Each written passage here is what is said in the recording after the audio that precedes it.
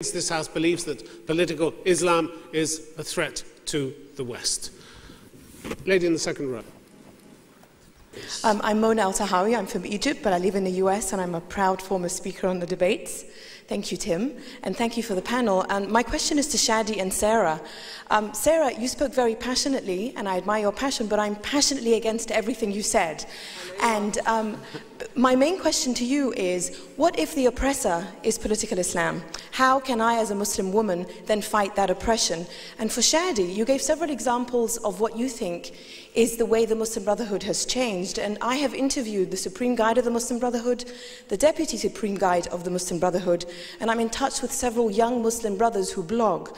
And you mentioned Ibrahim al-Hudaybi wrote an op-ed in the Jewish Forward. He wrote it in response to an op-ed that I wrote, saying that as an Egyptian, liberal, secular Muslim, I support everybody's right to take part in politics, but I don't think the Muslim Brotherhood supports my right to take part in politics. That's why Ibrahim responded. And you said that the Muslim Brotherhood has opened up and has met all the democratic values. Well, they wouldn't allow me to be president of Egypt as a woman. They wouldn't allow a Christian Egyptian to be president of Egypt because they're Christians. So that goes to your point about minority rights. Please. So how can you defend them and say that they've modernized and changed when on all your indicators they have failed? The Muslim Brotherhood has not changed. On the surface perhaps, but essentially they are the same, and I consider them a threat to everyone. Shadi Hamid. Okay, well, I'm not here to defend the Brotherhood. I said that.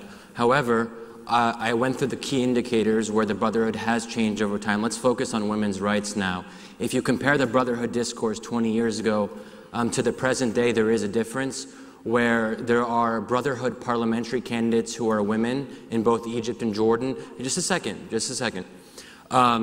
Where in the Majlis al-Shura of the Islamic Action Front in Jordan, in the beginning, there were no women present on that body. Now there are women in that body. I'm not saying that they have accepted what I would consider to be the necessary standard for respecting the full rights of women. But in their specific context, they have begun to make changes in that direction.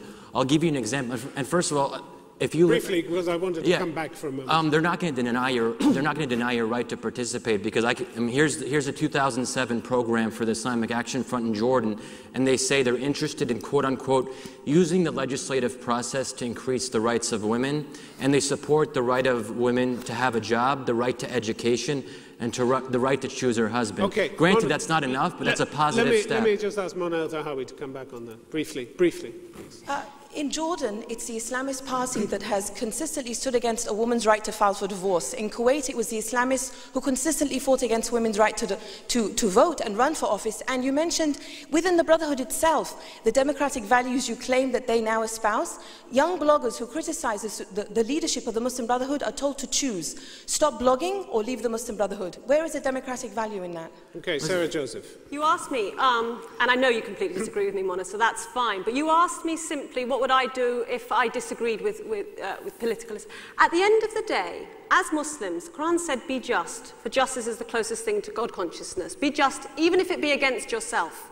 So we have to be against ourselves, and that's fine. But we also have to recognize when things, people are doing good works as well. And the Riaya program, the welfare program that goes on, that, I mean, at the end of the day, I hear what you're saying about many things about the Muslim Brotherhood, but at the end of the day, when it was the massive earthquake, who was there first? Who are the welfare programs? Who's putting into action what they truly believe? I just want to bring Maajid Nawaz here. Thank you, Tim. Let's look at Hamas as an example again of a Brotherhood offshoot in Palestine. Aside from their resistance, look at their policies. Just before Israel invaded Gaza, Hamas had instituted a penal code where they said they would stone to death adulterers, they would lash people that drink, and they would chop off hands. On top of that, Zahar made a statement whereby he legitimized the killing of every single Jewish child in the world. This is the threat we're talking about. We're not saying that there aren't moderates and that there aren't extremists. What I'm saying is that the ideology of political Islam gave birth to jihadism. And finally, I'm glad, Sarah, you agree that Muslims must engage in politics. That's not what we're saying.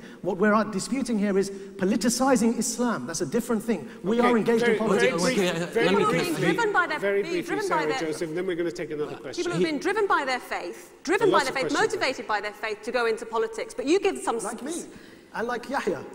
No, but it's more than that. And like, for example, the AKP, and it's more substantive than that when it actually comes down to the ground of actually creating governments. It has to be more substantive than, you know, just chatting to ministers. It's got to be. Can I just clarify what you said here? Yeah. I object to a lot of things that the Brotherhood says about women. Like I said, they aren't liberals. However, that doesn't make them a threat to the West. Okay, all right. We're going to take a question from the gentleman in the fifth row there. You, sir.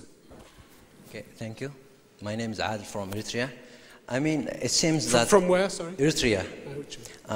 Both of the opposition and proposition, they are against extremism, and we are all against extremism. But can you please explain for me what is the threat of political Islam? I mean, you mentioned that the participation of the woman in the, the parliament or something like that. What is the threat in that to the West?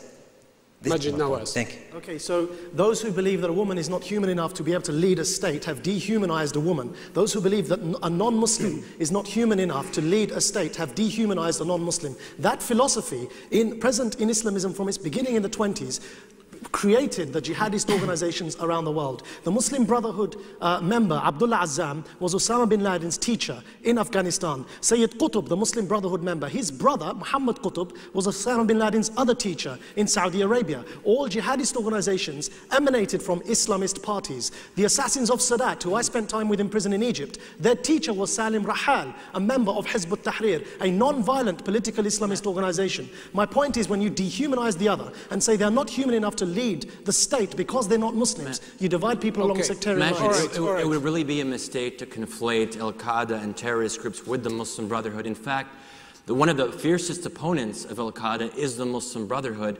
Ayman al-Zawahiri, the second in command, actually wrote a whole book accusing the Brotherhood of betraying the Islamic cause. He's even quoted as saying that the Brotherhood has lured thousands of young Muslim men into lines for elections instead of onto the lines of jihad. So Zawahiri is against the Brotherhood because they participate in the democratic process.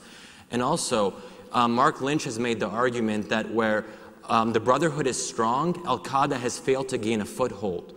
Because the Brotherhood is able to channel the frustrations of young Muslims into practical politics instead of towards violence. Does this mean that we have to have them instead of true Islam, instead of all the rights that all Muslims respectful of inner pluralism and spirituality should leave to the risk of this threat? Because you're making the nuance between the extremist terrorist and the Muslim Brotherhood, who is just a political party and that has no spiritual legitimacy. I share many of your concerns, Imam, but that doesn't make them a threat to the West. People have the right to be illiberal. Okay, we're going to have a question from a gentleman in the second row. Yusuf. Assalamu alaikum wa rahmatullah. My name is Al-Murad Qasim. I'm from Kyrgyzstan, which is in Central Asia. I have a question to the two gentlemen in favor of the fact that political Islam is a threat to West. Now, if you believe that political Islam, which conveys actually a lot of good messages, for example, Muhammad was the biggest politician Muslim, I believe, because Jews and Christians and whoever lived in peace under his rule. Right? That is political Islam, and we cannot deny that Muhammad was a good politician in this regard. Now, if you believe that political Islam is a threat to the West, what do you suggest? Yeah. Thank you. Maajid. Thank you. First of all, so we don't mix up matters, Muslims engaging in politics is absolutely a necessity. It's not a threat, it's not a problem.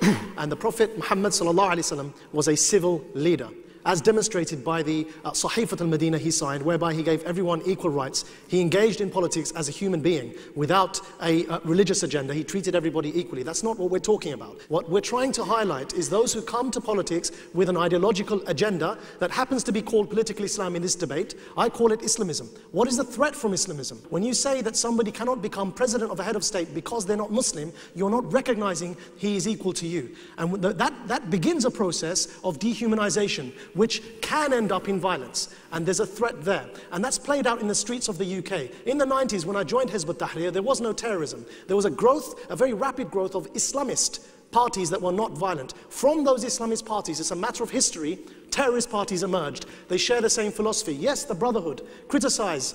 So you helped create terrorism? I helped to create the threat in the West. And that's why I'm dedicating myself to pulling that back, and I'm very regretful for that. People that I trained in Hizb ut-Tahrir went on to become terrorists. One of them took flying lessons. And this is just a fact of the history of the growth of Islamist parties in the UK.